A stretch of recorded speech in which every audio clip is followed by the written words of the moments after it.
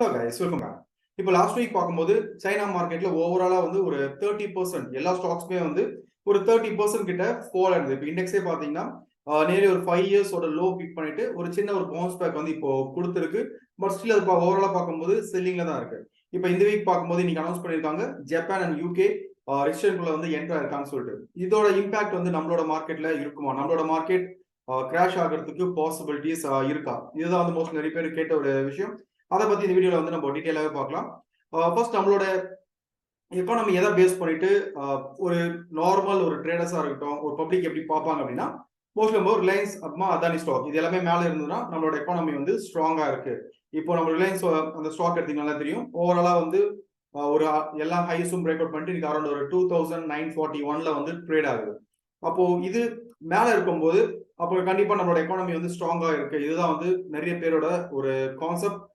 But ஒரு trade பண்ணும்போது நம்ம அடுத்த லெவல்ஸை பேஸ் பண்ணிட்டு போவோம். ஏன்னா இப்போ இது பிரேக் அவுட் வந்து நான் முன்னாடியே வந்து சொல்லியிருப்பேன். ரிலையன்ஸ் வந்து 3160 வரையும் போகிறதுக்கு பாசிபிலிட்டிஸ் இருக்குன்னு சொல்லிட்டு.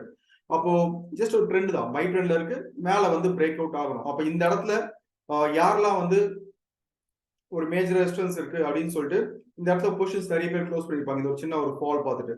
அப்ப இதை பேஸ் பண்ணிட்டு நம்மளோட எக்கானமி வந்து ஸ்ட்ராங்கா இருக்கா அப்படின்னு சொல்லிட்டு பாத்தீங்கன்னா இதை வச்சு நம்ம ஒரு கன்க்ளூஷன் வர மாட்டோம். ஓவராலா எப்படி இருக்குன்னு சொல்லி தான் வந்து நம்ம பார்ப்போம்.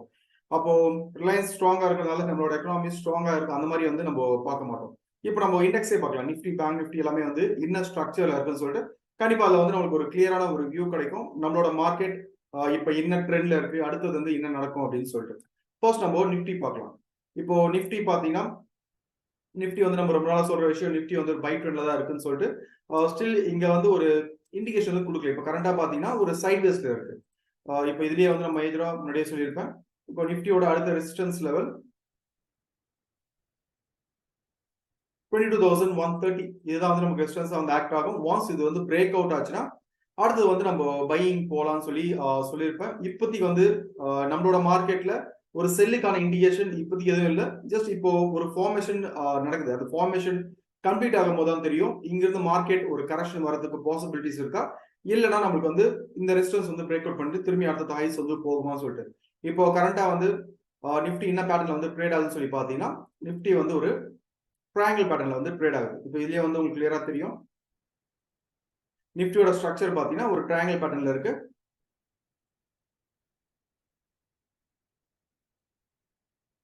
அப்ப இது வந்து ஒரு ஃபார்ம் ஆஃப் சைட்வேஸ் மார்க்கெட். இது ட்ரெண்டிங் மார்க்கெட் கிடையாது.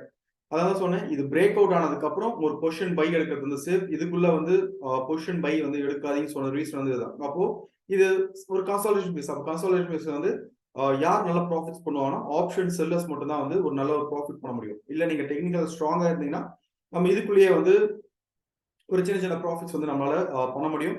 பட் நிஃப்டி ஓவராலா திரும்பி எப்போ வந்து பை ஸ்டார்ட் ஆகும் அப்படின்னா 22,130 இந்த ரேஞ்ச் வந்து பிரேக் அவுட் ஆகணும். வாஸ் இந்த ரேஞ்ச் வந்து பிரேக் அவுட் ஆச்சுன்னா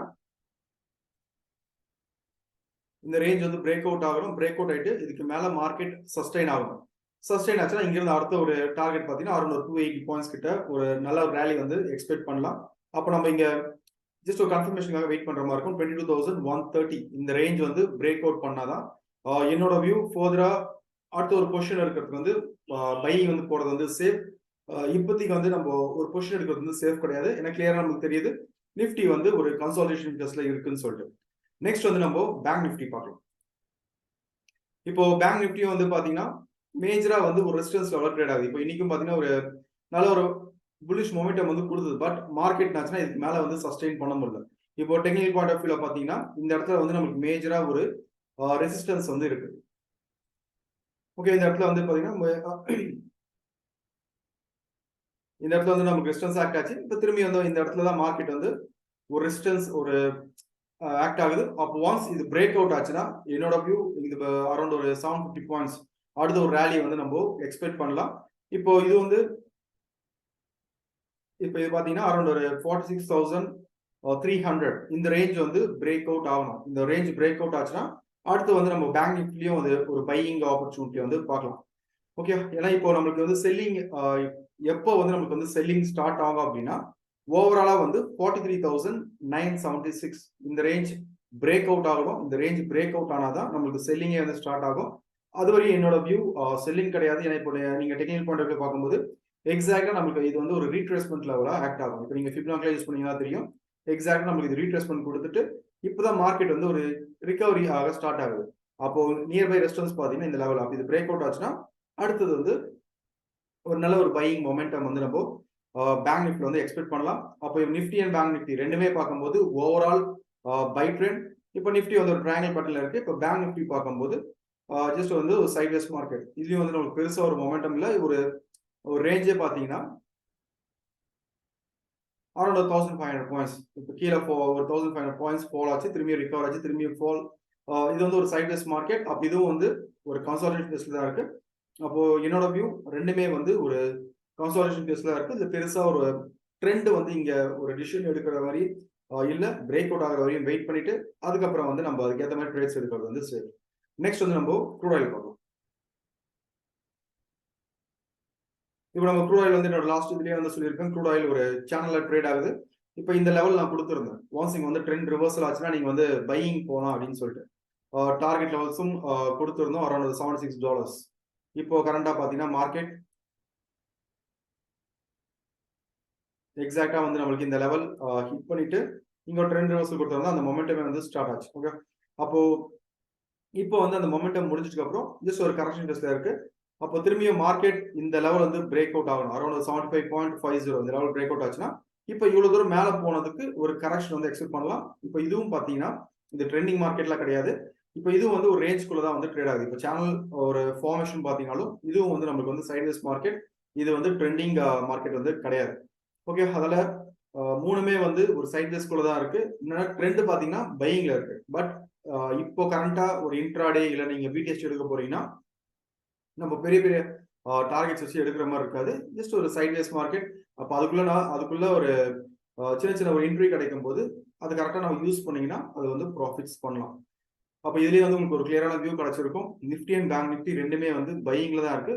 இப்போதைக்கு வந்து ஒரு செல் ட்ரெண்ட் ஒரு மேஜரா பிரேக் அவுட் அந்த மாதிரி எதுவுமே வந்து காமிக்கல.